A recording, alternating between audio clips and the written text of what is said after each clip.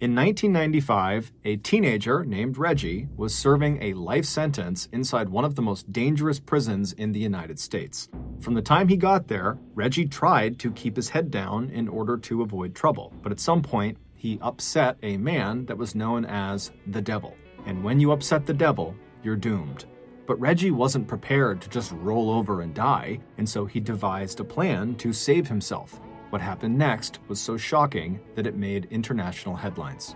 But before we get into today's story, if you're a fan of the strange, dark, and mysterious delivered in story format, then you've come to the right podcast because that's all we do, and we upload twice a week, once on Monday and once on Thursday. So, if that's of interest to you, please invite the 5-star review button to your barbecue, where you only serve enormous portions of food on flimsy paper plates. Also, please subscribe to the MrBallen podcast wherever you listen to podcasts so you don't miss any of our weekly uploads. Okay, let's get into today's story.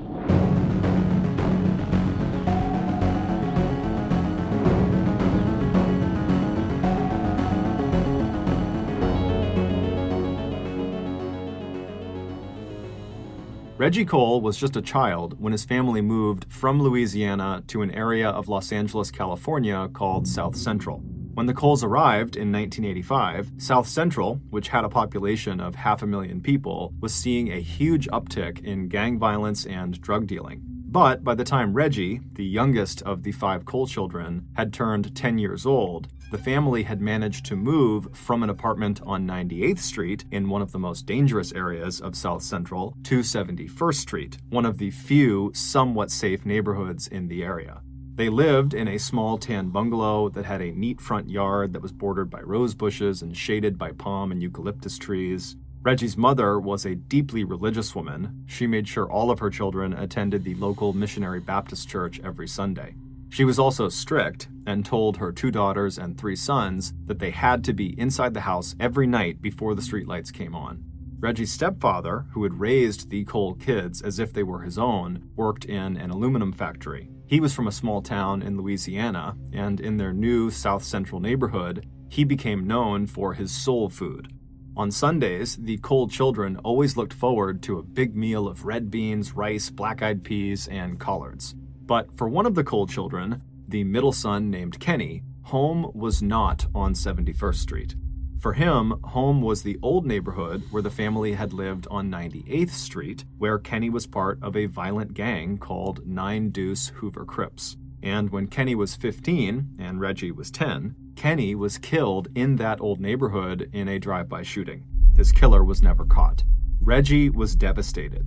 Always small and skinny, he had idolized his older brother, and Kenny had always protected Reggie from neighborhood bullies. For a while after the murder of his brother, Reggie continued to do well in school. He got good marks in junior high and joined his other brother as an usher in church on Sundays, and he kept up with school social events, playing basketball and attending his junior high prom. But by the time Reggie was 2 years into high school, all that had changed. Reggie, who had inherited his deceased brother's friends and gang affiliations from the old neighborhood, was gradually sinking deeper and deeper into gang life. Because of his goofy attitude, Reggie became known to his brother's friends as Gumby. Although he still lived at home with his mom, Reggie had moved out of her house and into a shed in her backyard. His family called him Reggie, but now he preferred his street name, Gumby. And he'd started dressing down, which meant wearing the oversized jogging suits and sports apparel and expensive sneakers that marked him as a gang member. Then, in his senior year, he dropped out of high school, and at the same time, his mom and stepfather separated. Once he was out of school, Reggie spent all of his time on the streets, or in his shed, where the walls were covered with gang graffiti and where he now grew 2 marijuana plants right outside the shed door. The gulf between Reggie's life and that of his siblings and mother also continued to grow. One of Reggie's older sisters was a bus driver and a choir director at the Missionary Baptist Church. His other sister had just enrolled in college, and Reggie's older brother was a hospital equipment operator. Reggie's brother-in-law had offered him work in his plumbing business, but Reggie wasn't interested. He always drifted back to his gang in the old neighborhood. So it was a huge disappointment to his mom, but not exactly unexpected, when Reggie, at the age of 16, had his first arrest after failing to stop for a police officer. and his second arrest later that same year for getting caught carrying a weapon. A year after that, in 1993, when Reggie was 17, the homicide rate in South Central had skyrocketed to the point where 7 people were being killed there every week. And Reggie was at ground zero for all of that street violence, selling crack at motels along the Figueroa corridor. Running 30 miles north and south through the city, Figueroa is one of the longest streets in Los Angeles, and today it has the highest arrest rate in the city for prostitution. Finally, in 1995, when Reggie was 19, his gang affiliations and his criminal behavior caught up with him. On August 1st of that year, Reggie was found guilty of fatally shooting a man who was standing outside of a known prostitution house on Figueroa Street. Reggie was sentenced to life in prison without parole. Immediately after the sentence was read, Reggie was placed in a holding cell at a county supermax facility in South Central until a prison transport bus could take him to his new home 3.5 hours away in Imperial County. That new home was Calipatria State Prison, one of the most violent maximum security prisons in the California correctional system. A few days later, on the day Reggie was set to leave for Calipatria, he was thin and lanky, standing at almost 6 feet tall, but weighing just 140 pounds. He was also still wearing the orange jumpsuit he'd been wearing in county jail. Only now, as he climbed onto the prison transport bus in leg and ankle chains, the orange suit marked him as a brand new prisoner, or fresh fish, in the eyes of the level 4 offenders he would be spending the rest of his life with in Calipatria. As the bus headed east from the county jail in Los Angeles and crossed from the heart of the city into the desert, Reggie began to realize just how bad his situation really was. He was not just traveling to a new jail, he was leaving behind everyone and everything he had ever known. About 3 hours later, while looking out the window of the bus, Reggie got his first glimpse of Calipatria Prison off in the distance. Its sprawling 325-acre complex of fences, towers, exercise pens, and 2-story cell blocks sat in the middle of more than 1,200 acres of sandy, desolate no-man's land. As Reggie sat there staring, he suddenly realized he was soaked with sweat, despite the fact that the bus was running its air conditioning on full blast. But Reggie had no idea how comfortable that bus ride was relative to where he was going. In Calipatria Prison, when inmates were sent outside to the asphalt-covered exercise yard, there was almost no shade, and temperatures routinely reached 100 degrees Fahrenheit. And in the height of summer, temperatures could reach as high as 118 degrees Fahrenheit. And winters in Calipatria were actually just as bad as the summers, but for the opposite reason. During those months, temperatures would plunge well below freezing at night. As the bus rambled down the road, getting closer and closer to Calipatria, Reggie started to smell the cow manure from the cattle feedlots they were passing by. Reggie bent his head down toward his shackled hands to try to cover his nose, not realizing that there was absolutely no getting away from that smell. It would literally permeate every inch of his new home. Finally, the bus reached the prison. Before entering the prison grounds, the bus had to pass through a heavily guarded and fortified opening in a 13-foot-high electric fence topped with razor wire that outlined the perimeter of the maximum security area of Calipatria. The purpose of this fence, which had enough voltage in it to instantly kill anyone who touched it, was to cut down on prison escapes, and to allow correctional officers, who were outnumbered more than 50-1 by prisoners, to move from guarding the perimeter to patrolling the inside of the prison. However, this shift in manpower had done very little to stop the violence inside the prison. There was hardly anyone in California, including Reggie, who hadn't heard news reports about the horrible attack that had happened in Calipatria 3 months earlier.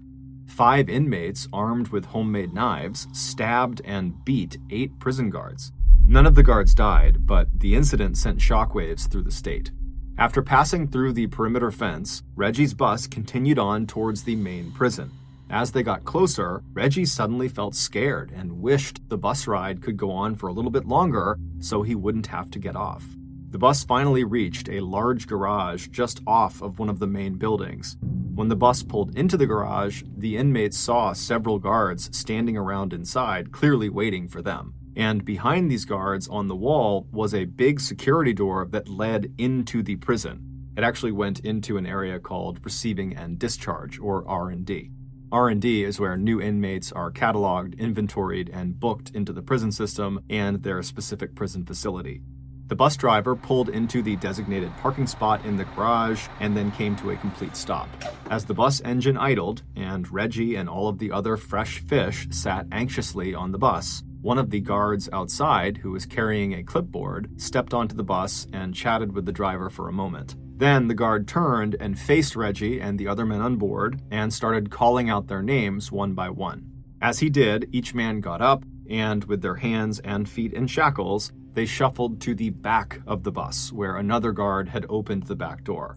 There, they would walk down 2 steps to the garage floor. The guard at the back of the bus would then yell at them to make their way over to the door that led into R&D, and there, standing outside that door, were several more guards, all armed with pepper spray and batons, who would pat each man down and search them. After the men were searched, they were motioned to walk through the door into R&D. Although the chains and shackles he was wearing had already drilled into Reggie the fact that his life was now totally changed, he was still not prepared for the shock he felt when he finally stepped through the R&D door and was actually inside the prison.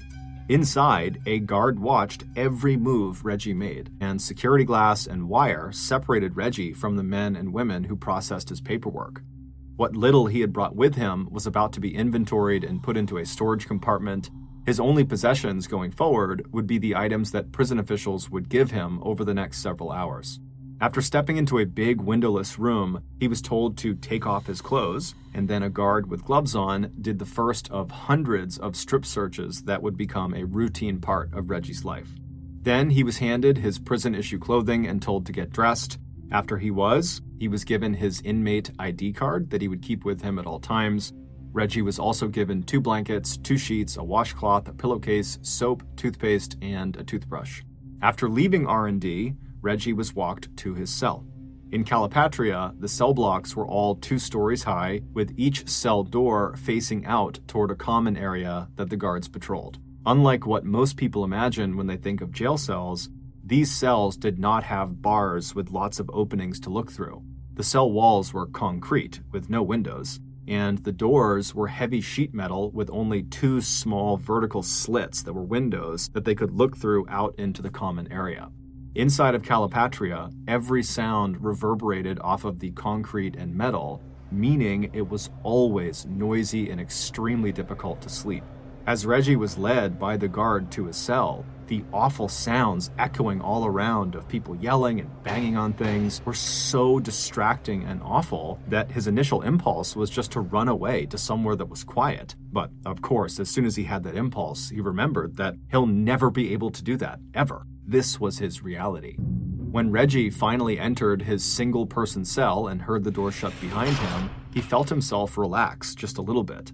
He looked around his tiny room and saw a metal sink and a toilet, as well as a bunk bed. And as he looked at the bunk bed, it took him a second to process that there was another person laying on it. Although Calipatria had only opened 3 years earlier in 1992, by the time Reggie arrived, it was already completely overcrowded, which is why single-person cells like this one now held 2 people. The man laying in the bottom bunk stared at Reggie. Reggie looked away. He knew better than to try to be friends with this man. Keeping his head down and making sure he did not touch the lower bunk where his cellmate was still watching him, Reggie awkwardly made up the top bunk with the sheet and blankets he'd been given in R&D. Then, once his bed was made, Reggie walked a few feet over to the metal toilet. He did his business. Then, without a word, he hauled himself up onto the top bunk, where he lay staring at the ceiling in silence. Within the first few weeks of Reggie's arrival, he was given his first lesson in prison survival. He was out in the exercise yard when an older inmate who was sitting on top of one of the picnic tables motioned Reggie over.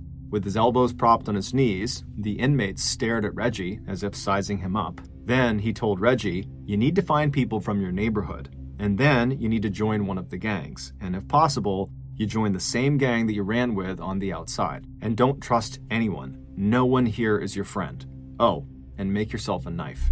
Reggie thanked him and decided he would take his advice. Inside the prison, Reggie began scanning the inmates for tattoos that signified they were in the Crips, like he had been when he was still a free man. Outside in the yard, Reggie continued to scan the inmates, but he kept to the perimeter where he couldn't be seen as disrespecting anyone or invading their space. Reggie also always carried a homemade knife, which was a toothbrush he had filed down against the concrete. But before Reggie was invited to join a gang, which would offer him protection, he was challenged. Reggie had been making his usual perimeter walk out in the yard when a bigger inmate and a few of his crew walked over and stood in front of Reggie, blocking his path. Then the main guy started muscling Reggie against the fence. Reggie already knew what happened to Fresh Fish, who did not stand up to the first sign of any kind of disrespect or aggression. In fact, he'd seen it over and over again right in his own cell. His cellmate, the same one who had been laying on the bottom bunk when Reggie first arrived, had made the mistake of thinking a few visitors to their cell, men neither of them knew, were there as friends. His cellmate had welcomed them inside and shook hands with them, while Reggie had remained on the top bunk and pretended to be asleep. The men who had come inside immediately grabbed Reggie's cellmate, threw him on the ground, and raped him. When they were done, they left without touching Reggie. Because Reggie's cellmate had not fought back during this first assault, these men would come back many more times, and each time Reggie would be forced to listen to it while he lay still and silent in his top bunk. And like most of the inmate-on-inmate attacks at this prison, the rapes went unreported. Even if a guard took a charge like that seriously, the consequences of snitching on another inmate were much worse than any punishment a correctional guard could deal out. So, out in the yard, as Reggie found himself being muscled against the fence by this big guy, the thought of his cellmate being raped over and over again ran through Reggie's mind. He knew he had to stand up for himself. So Reggie reached into his waistband, he grabbed his homemade knife, and he stabbed the bigger inmate in the side. His aim was not to deliver a wound that would kill, or be so serious that the guards would have to investigate, but to use his weapon for defense and intimidation. From that day forward, while Reggie would never be known as a brawler, he did start to build a reputation as someone who was quick to use his blade, and therefore someone who was not to be messed with. Shortly after this stabbing, Reggie was welcomed into a gang called the 49 Deuce Crips. All the Crips at Calipatria were run by a single man, one of the most violent inmates there, a 200-pound bodybuilder named Eddie Clark, who went by the nickname El Diablo, or the Devil. For El Diablo, Calipatria was not just his home, it was his business. Calipatria was known as a money prison, where drugs were just as pervasive as unchecked violence. Reggie had seen dozens of inmates smuggle crack and heroin around the prison. They would put the drugs inside balloons before inserting them into their bodies, a practice that was extremely risky because the balloon could break or disintegrate once it was inside of them. And all this was part of the drug empire that was ruled by El Diablo. Even the guards recognized his power as Calipatria's shot caller, allowing him to wear a bright orange do-rag wrapped around his head out in the prison yard. Under the general protection of his new gang and their leader, El Diablo, Reggie's life got noticeably better. Not only was he now much more safe at the prison, but being a part of this gang also allowed Reggie to feel somewhat human again, whether it was playing basketball or leaning up against the picnic tables and chatting with fellow gang members. Reggie finally had people around him that he felt like he could trust. But, like everyone else in the Deuce Crips, Reggie did his best not to interact with or attract any attention from El Diablo. Because even though El Diablo was their boss and main protector, they were all afraid of him. El Diablo was only 34 years old, but he had spent 20 of those years behind bars. When he was a juvenile, he beat another teenager to death. When he was an adult, he sexually assaulted an elderly woman and shot her son in the course of robbing their house. In prison, El Diablo was known to turn on people, even his own people, suddenly, viciously, and without warning. The Devil was also connected to prison staff. 2 years after he'd entered prison, he'd fallen in love with one of the corrections officers who oversaw one of the common areas where the Devil spent time. He wrote her an 8-page-long love letter where he told her that, quote, she had 75% of his heart. This was apparently enough for Lisa Finch, who eventually quit her job as a prison guard, married El Diablo, and on her visits to him in Calipatria, she smuggled in PCP-laced cigarettes that he could sell to other inmates. Over the next 4 years, Reggie carved out a relatively safe life for himself in Calipatria. He had managed to fit in with his new gang without upsetting El Diablo. He also managed to avoid making any real enemies outside of his gang. Over the course of those 4 years, Reggie spent much of his time exercising, which added some muscle to his thin frame. He also got several tattoos, including a Ghetto Star prison tattoo on his shoulders, as well as 2 Crips tattoos on his chest and stomach. But despite settling into a routine and starting to feel relatively comfortable, Reggie knew he and everyone else at that prison had a big problem. By 2000, so 5 years into Reggie's prison sentence, El Diablo had gone from just being a very intimidating inmate to being a monster. He would attack virtually anyone for virtually anything. Sometimes all it took was looking at him wrong to get stabbed or beaten or raped. This, of course, made life inside of the prison even more precarious than it already was, as no one knew who El Diablo's next target was going to be. By the fall of 2000, the devil, who was now manufacturing alcohol from the fruit juice he stole from the prison kitchens, had developed such a substance abuse problem that some of his own fellow gang members had tried, unsuccessfully, to stage an intervention. As one inmate recalled, when he was drunk, he was an animal. If he raped you, nobody was going to say anything. But it would turn out that out of all the violent and dangerous offenders in Calipatria who might have stood up to El Diablo and challenged his authority, it would be Reggie, one of the least ruthless inmates who would finally do it. In late October of that year, an inmate using a slingshot fired a homemade dart at one of the corrections officers out in the prison yard. The dart missed and stuck into a gatepost instead. Immediately, the guards ordered all the inmates to lay on the ground so they could do a weapons check to see who had thrown the dart. The guards didn't discover who had thrown it. However, during their search, they did find a homemade knife inside of a cotton glove laying out in the grass. The guards didn't know this, but the knife belonged to El Diablo's cellmate, who was one of El Diablo's most trusted lieutenants. And so as the guards picked up the knife and began asking whose it was, every inmate in the yard knew El Diablo was going to do something to protect his cellmate from getting caught. El Diablo's eyes traveled across the yard and came to a stop on Reggie Cole, who just happened to be out on work assignment painting one of the prison walls that faced into the yard. Reggie was already serving a life sentence without parole, so adding a weapons charge wouldn't actually change his sentence. Paintbrush in hand, Reggie held his breath, but even with his eyes down, he could feel El Diablo's sudden attention and the silence that filled the yard. Reggie looked up and saw the devil staring right at him.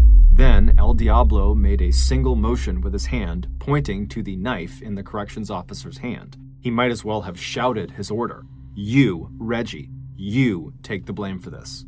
For just a moment, Reggie's mind went blank. Then he saw in his mind what would happen if he agreed to do this for the devil. He might be sent to solitary confinement. He might have his family visitation rights revoked. And he would be publicly submitting to another inmate, which would make him look weak. And if he agreed to submit this one time, then he'd likely spend the rest of his life at Calipatria under the thumb of other inmates.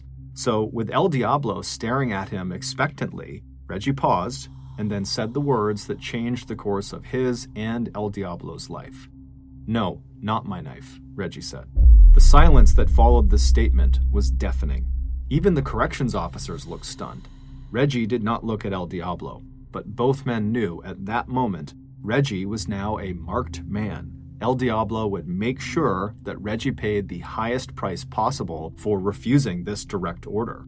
Over the next 4 weeks, Reggie expected to be attacked by El Diablo or one of his henchmen at any moment. As the nights grew colder, Reggie would lie in his bunk, sleepless, thinking about his options. The way he saw it, there were only 4 of them. He could submit to El Diablo and do whatever he wanted to pay for his insubordination. He could snitch on El Diablo to the guards. He could kill El Diablo, or he could be killed by El Diablo. Reggie obsessed over these 4 choices. He'd pace around the perimeter of the exercise yard, keeping a very wide berth around El Diablo, weighing out the pros and cons of each action. Finally, Reggie made up his mind. He didn't know exactly how it was going to happen, but he knew he'd be ready when the time was right. It all happened on the morning of November 28, 2000, roughly 1 month after Reggie had refused to take the blame for the knife. That day, Reggie was walking around the perimeter of the exercise yard when he noticed the devil walking toward him. The devil wasn't even trying to sneak up on Reggie. It seemed like he wanted Reggie to know that he was about to get attacked. Reggie stopped and just watched the devil as he got closer, not really sure what he should do. When the devil was finally right in front of him, he didn't say anything. He just reached out and grabbed Reggie's shoulder with his left hand, and then with his right, he drove a knife into Reggie's side. Not far enough to be a lethal blow, but enough to send a very painful message that Reggie's days were numbered. As he pulled the knife out of Reggie, El Diablo leaned forward and whispered into Reggie's ear, "You are my bitch." And then he chucked the knife onto the grass and casually walked away. Reggie pressed his hand over his wound, he gritted his teeth, and he walked in the opposite direction of El Diablo over towards the fence. There was nothing anyone could do for him. The guards made no sign of having even noticed the attack, and even if they had, Reggie, like other victims of El Diablo's violence, would have lied. About 15 minutes later, a bell sounded, signaling the exercise period was over. The guards and inmates knew the drill. The inmates would line up and be searched for weapons or contraband before they were allowed to re-enter the cell blocks. El Diablo was ahead of Reggie in the line. Reggie, hiding his stab wound under the waistband of his pants, stood there quietly, clutching a 6-inch-long knife that he had dug out of its hiding place near the fence just minutes after he had been attacked by El Diablo. A corrections officer ordered El Diablo to turn around while he was still in line and to stretch out his arms so he could be searched. The devil did this, and as he was turned around, he stared menacingly at Reggie. On the devil's right forearm, there was a tattoo of a hand gripping a sword. On his right ribcage was a self-portrait of El Diablo slitting a man's throat. Looking up and finally meeting El Diablo's eyes, Reggie suddenly leapt over the crouched prison guard who was between them searching El Diablo, and Reggie drove the point of his homemade knife directly into the front of El Diablo's throat. El Diablo, still staring at Reggie, but now with a look of terror on his face, staggered backwards and off to the side. The blade had gone straight through his voice box, and blood was now pouring out of that 1-inch hole in the center of his neck. Reggie immediately threw himself to the ground, putting his hands behind his back. As he laid there looking up at the stunned El Diablo, Reggie knew the wound he had just inflicted was fatal. As everyone else in the yard also got down on the ground and guards started firing off their cans of pepper spray, Reggie told one of the nearby guards, "I know what I did. I know what I did." By the time the doctor arrived 30 minutes later, El Diablo was dead. By late that afternoon, Reggie had been placed into solitary confinement. Other inmates may have hated and feared El Diablo, but by killing Calapatria's shot caller, El Diablo's lieutenants would be gunning for Reggie.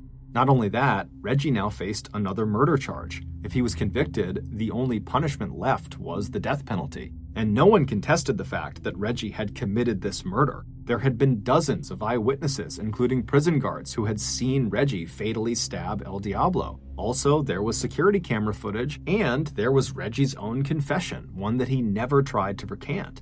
Instead, Reggie actually went on record saying that he felt bad for killing El Diablo because El Diablo was a human being who had a family that was going to hurt when they heard the news. But Reggie also insisted that he murdered El Diablo in self-defense. If a judge accepted this, the first-degree murder charge would be dropped to manslaughter and Reggie would escape the death penalty, but he would still face 10 years in solitary confinement. Both outcomes seemed so grim that even to Reggie, hiring a lawyer and preparing a defense seemed both hopeless and pointless. When Reggie was handed a list of county-approved attorneys, he looked at it, but none of the names meant anything to him. However, it would turn out that Reggie's random choice of a lawyer named Christopher Plord would be the second most important decision of his life, right after his decision to kill El Diablo. Because over the course of the next 3 years, his lawyer, Christopher Plord, dressed in his crumpled suits and peering out from behind his wire-rimmed glasses, would make a huge discovery about Reggie that would change everything. And the way Christopher made that discovery was by digging into the murder case that had landed Reggie in Calipatria in the first place. 6 years before the murder of El Diablo, late on the night of Monday, March 28, 1994, two LAPD homicide detectives arrived at the scene of a murder. It was right outside of a known house of prostitution on Figueroa Street, the street in South Central that Reggie used to spend a lot of his time on. The victim was a 29-year-old man named Felipe Gonzalez Angeles. He was found lying on the ground with a gunshot wound in his back. The police located the prostitution house manager, a pimp named John Jones, who also became their star eyewitness. According to John, who saw the attack from the second-floor window of the house, he said Felipe showed up to the house that night in a car with two other men. Felipe had gotten out, he had walked up to the door and knocked loudly. When one of John's staff members had opened the door, Felipe had asked to see a specific prostitute, but he was told she was busy. So Felipe turned around and started walking back toward the car where his other two friends were. But before he could get to the car, three teenagers, two of which had guns, appeared out of the darkness and demanded Felipe give them his money. They also yelled at Felipe's two friends who were in the car to do the same thing. But Felipe and his friends didn't speak English and just stood there seeming confused. At which point, the teenagers just started shooting at Felipe and his friends in the car. Felipe got hit in the back as he tried to flee, and his friends, they sped off in the car. The teenagers turned and ran down an alley, but before they disappeared, John said he noticed one of them was limping. John figured in the chaos, this teen had gotten accidentally shot in the leg by his own friend or even by himself, potentially. A few weeks after the murder, a tip from police working a different crime altogether would lead those two LAPD detectives who arrived at Felipe's murder scene to Reggie Cole and his friend and fellow Crip, Obie Anthony, who were both in jail at the time on charges of suspected carjacking. One of the two detectives brought Reggie into an interrogation room, and during the questioning, the detective examined Reggie's legs, and very quickly, he found a gunshot wound. Based on the presence of this gunshot wound on Reggie's leg and the eyewitness testimony of the pimp, John Jones, Reggie and Obie were both found guilty of murdering Felipe Angeles, and they both were sentenced to life in prison without parole. But looking at that case 6 years later, with his client, Reggie, in solitary confinement facing yet another murder charge, all Christopher Plord saw were some very big cracks in the LAPD investigation. Over the next 3 years, Christopher unearthed forensic evidence showing that the bullet that killed Felipe had not been fired from street level, but rather from above, maybe even from the roof or from John Jones's own apartment window.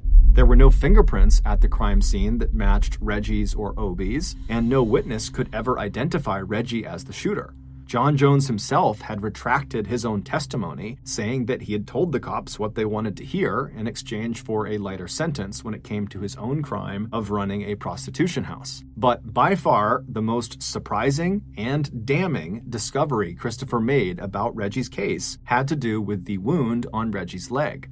It was indeed a gunshot wound. However, it was not anywhere near recent. It was the result of an accident that had happened to Reggie when he was 13 years old, 5 years prior to the murder of Felipe Angeles. And when the LAPD detectives saw this wound in the interrogation room, they would have known it could not possibly have happened recently. It was just a big scar. And Reggie clearly wasn't affected by it. He was not limping at all. In addition to the extremely flimsy case against Reggie for that murder charge, another factor that enhanced the likelihood that Reggie was innocent was Reggie's own behavior after getting convicted. In Calipatria, where violence was power and inmates proudly talked about being killers, Reggie was one of the only inmates who insisted he was not a killer, that he was innocent of his crime. And whenever he wasn't in his cell or working or exercising in the yard, he was spending hours in the prison law library researching wrongful convictions. In February 2008, after Reggie had spent 14 years in prison, 8 of those years in solitary confinement, his lawyer, Christopher Plord, took Reggie's original murder case back to court. And this time, the judge decided that Reggie was innocent, that he had been wrongfully convicted. Following that decision, the state prosecutor agreed to drop the capital murder charge against Reggie in the death of El Diablo. Instead, he reduced the charge to 10 years in solitary confinement for manslaughter, agreeing that in killing El Diablo, Reggie had acted in self-defense.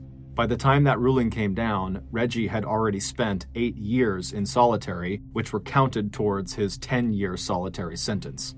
So, 2 long years later, on May 15, 2009, Reggie Cole finished his solitary confinement sentence and walked out of Calipatria State Prison. He was a free man once again. But Reggie was hardly a happy man. Wrongfully imprisoned for a murder he did not commit, Reggie was only cleared and made free again because of a murder he did commit. And this haunts him. After Reggie's friend, Obie Anthony, was also determined to have been wrongfully convicted, he too was released. In October 2012, the city of Los Angeles paid $8.3 million to Obie Anthony, and in January 2017, it paid $5.2 million to Reggie Cole. Thank you for listening to the MrBallen podcast. If you got something out of this episode and you haven't done this already, please invite the 5-star review button to your barbecue, where you only serve enormous portions of food on flimsy paper plates. Also, please subscribe to the MrBallen podcast on Spotify, Apple Podcasts, Amazon, Google, and anywhere else you get your podcasts. This podcast airs every Monday and Thursday morning, but in the meantime, you can always watch one of the hundreds of stories I have posted on my YouTube channel, which is just called MrBallen. If you want to get in touch with me, please follow me on any major social media platform and then send me a direct message. My username is just @MrBallen, and I really do read the majority of my DMs. Lastly, we have some really cool merchandise, so head on over to shopmrballen.com to have a look.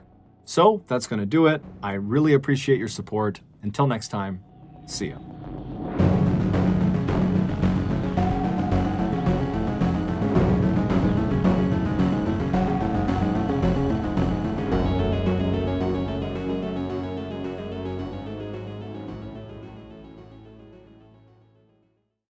Hey Prime members, you can binge 8 new episodes of the MrBallen podcast 1 month early and all episodes ad-free on Amazon Music. Download the Amazon Music app today. And before you go, please tell us about yourself by completing a short survey at Wondery.com/survey.